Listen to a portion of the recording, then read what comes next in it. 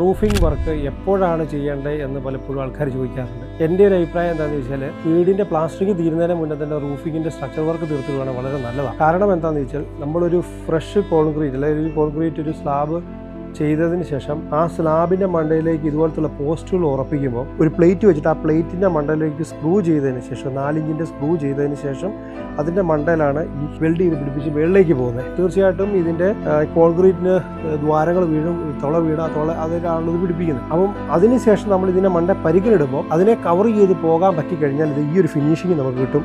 ഇതിലൂടെ വെള്ളമോ അങ്ങനെയുള്ള കാര്യങ്ങളോ ഒന്നും തന്നെ ഇറങ്ങത്തില്ല. അല്ലെങ്കിൽ ഉണ്ടാകാവുന്ന ഒരു പ്രശ്നം എന്താണെന്ന് വെച്ചാൽ നമ്മൾ ഇതെല്ലാം പരിക്കനെല്ലാം ഇട്ടതിന് ശേഷം ഫിനിഷിംഗ് എല്ലാം ചെയ്തതിന് ശേഷം ഈ പറഞ്ഞതുപോലെ റൂഫിങ്ങിന് പോയാൽ ഈ പറയുന്ന പ്ലേറ്റ് ഇതിനെ മണ്ടേ വെച്ച് സ്ക്രൂ ചെയ്ത് കഴിയുമ്പോൾ ഈ പറയുന്ന കോൺക്രീറ്റ് അഗെയിൻ അത് ഡിസ്റ്റർബ്ഡ് ആകുന്നു. അതുപോലെ തന്നെ അവിടെ തുള വീഴുന്നു, അതിലൂടെ വെള്ളം ഇറങ്ങും. ബിൽഡിങ്ങിൻ്റെ റൂഫിംഗ് എപ്പോഴാണ് ചെയ്യേണ്ടത് എന്ന് ചോദിച്ചാൽ കൃത്യമായിട്ട് എനിക്ക് പറയാനുള്ള ഒരു കാര്യം എന്താണെന്ന് വെച്ചാൽ നിങ്ങൾ പ്ലാസ്റ്ററിങ് വീഴുന്നതിന് മുന്നേ തന്നെ അറ്റ്ലീസ്റ്റ് ഇതിൻ്റെ സപ്പോർട്ടുകൾ മാത്രമായിട്ടെങ്കിലും പ്രൊവിഷൻ ഇട്ട് നിർത്തുക.